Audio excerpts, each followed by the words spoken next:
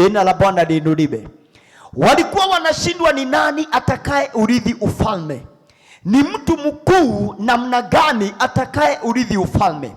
Lakini Yesu kwa mfano wa mtoto akashika mtoto na akawaeleza, usipookoka kama huyu mtoto, hivyo ni kusema usiponyenyekea kama huyu mtoto, oh haleluya, usipokuwa na mawazo kama ya huyu mtoto, kamwe hautaurithi uzima.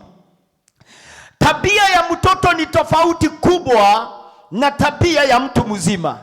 Maana akili zako kama mtu mzima uko na ufahamu wa kufanya mambo, lakini mtoto mdogo kuna ufahamu hana kama wako. Huyo mtoto kuna mawazo ya dhambi hana. Huyo mtoto kuna hila hana ndani yake. Huyo mtoto kuna ujanja hana ndani yake, lakini mtu mzima ako na ujanja mwingi na hila mingi. Lakini spirit, mtu ambaye ni mdogo sana, ni mtu ambaye atanyenyekea kama mtoto mdogo. Praise the name of the Lord.